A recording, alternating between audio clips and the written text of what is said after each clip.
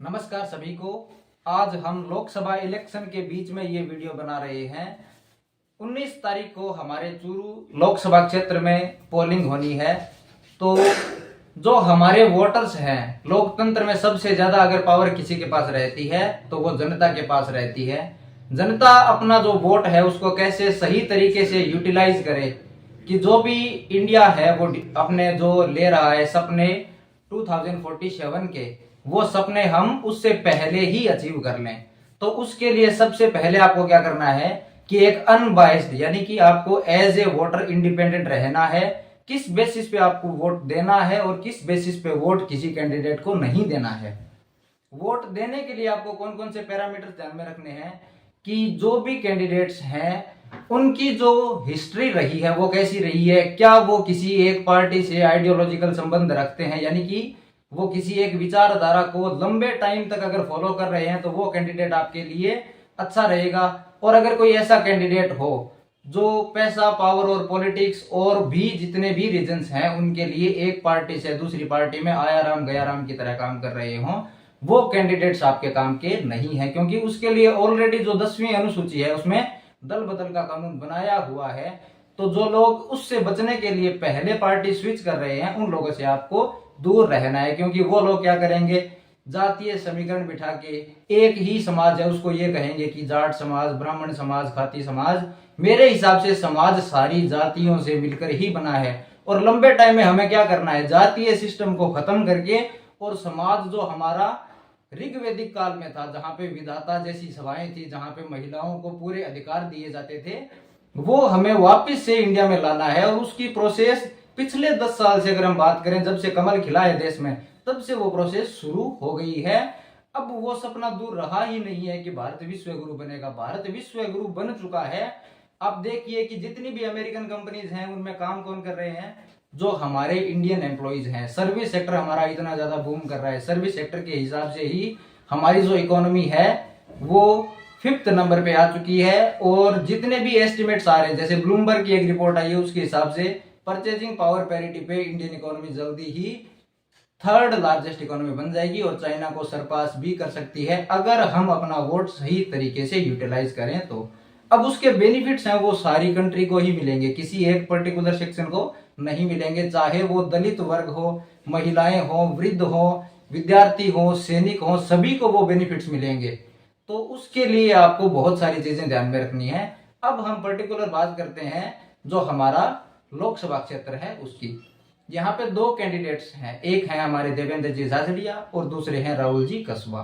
मैं आपको independent analysis करके दूंगा, फिर आपकी इच्छा है कि आपको जो कैंडिडेट अच्छा लगे।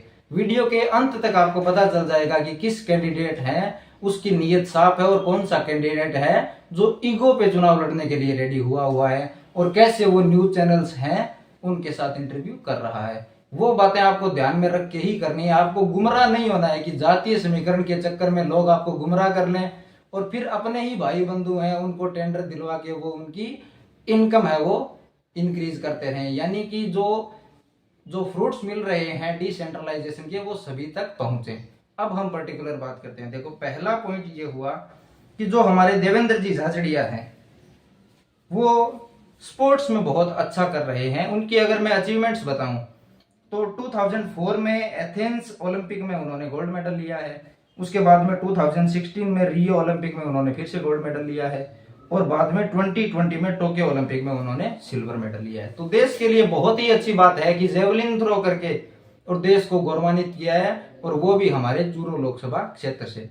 तो उन्होंने तो भाला फेंक के हमारे देश को गौरवान्वित कर दिया। अब हमारा टारगेट है कि हम हमारा वोट देके जो हमारे देश की सबसे बड़ी बिल्डिंग है लोकसभा की, वहां पे उनको भेजें ताकि चूरू की जो समस्याएं हैं, पानी की समस्या हो गई, स्वास्थ्य की समस्या हो गई, बिजली की हो गई, किसानों की समस्या हो गई, क्योंकि वो खुद किसान परिवार से बिलोंग कर रहे हैं तो वो किसानों की समस्याओं को बहुत अच्छे तरीके से समझते हैं।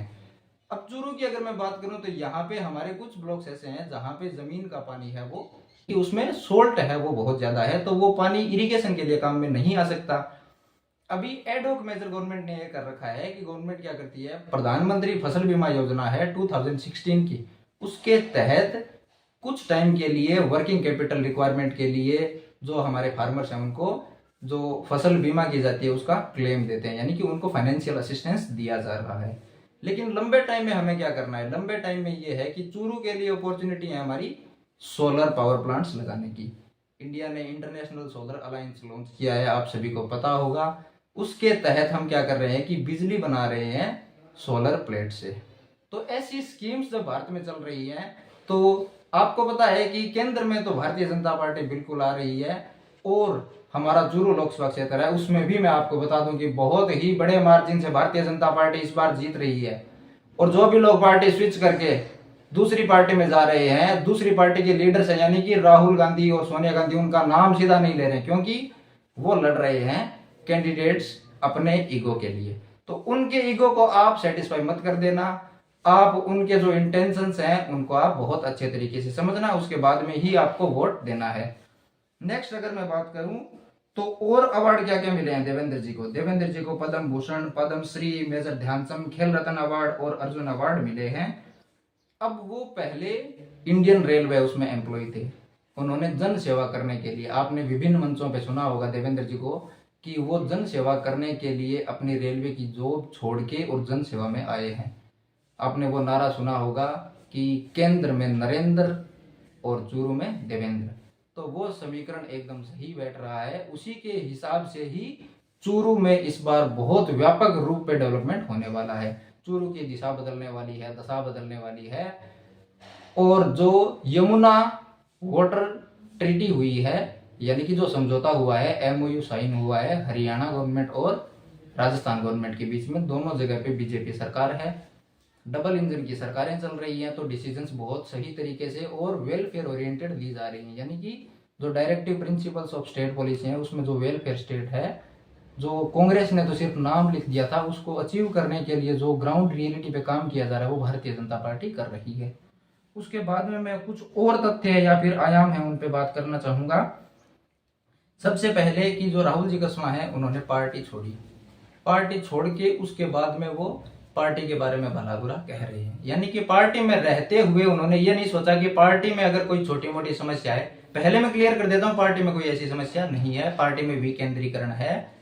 लेकिन अगर उनको ऐसी कोई समस्या लग रही थी तो वो पार्टी के अंदर रह के उसका समाधान कर सकते थे, लेकिन उनको सिर्फ टिकट से मतलब था, वो आपको बिल्कुल पता चल चुका होगा।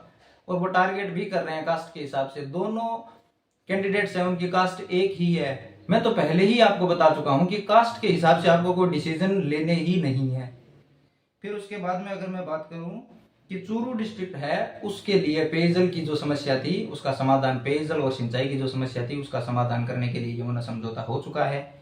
सोलर के लिए बहुत व्यापक रूप पे काम चल रहा है। राजस्थान में अगर मैं पर्टिकुलर बात करूं तो बीकानेर, जैसलमेर, वहां पे काम चल रहा है, तो वो धीरे धीरे एक्सपेंड होकर अब किस में आएगा, चूरू जिला है उसमें आएगा। और पीछे थोड़े दिन पहले ही टेंडर की लिस्ट आई होगी, वो आप चेक कर सकते हो। फिर उसके बाद में देखिए कि जब कांग्रेस का डिक्लाइन हो रहा है, सारे जितने भी लीडर्स हैं जो समझदार हैं वो कांग्रेस छोड़ के कहाँ आ रहे हैं, भारतीय जनता पार्टी में। उस टाइम पे एक ही कैंडिडेट है जो भारतीय जनता पार्टी को छोड़ के कांग्रेस में जा रहा है। उसका रीजन आप समझ सकते हो कि वो किस वजह से जा रही हैं। तो वो आपको ध्यान में रखना है कि आप ये ना हो कि आपको यूटिलाइज करके कोई अपना पर्सनल ईगो या फिर बेनिफिट अचीव कर ले। आपको ध्यान रखना है कि अभी इलेक्शन के बाद में जो कैंडिडेट जीतेगा वो काम कैसा करेगा, नीयत आपको साफ पता चल चुकी होगी। आप दोनों मंच पे कंपेयर कर लीजिए, यानी कि देवेंद्र जी और राहुल जी को कंपेयर कर लीजिए। आप रीड बिटवीन द लाइंस करिए, लिसन बिटवीन द लाइंस करिए और स्पीक बिटवीन द लाइंस करिए, आपको बिल्कुल पता चल जाएगा कि कौन सा कैंडिडेट है उसकी नीयत साफ है।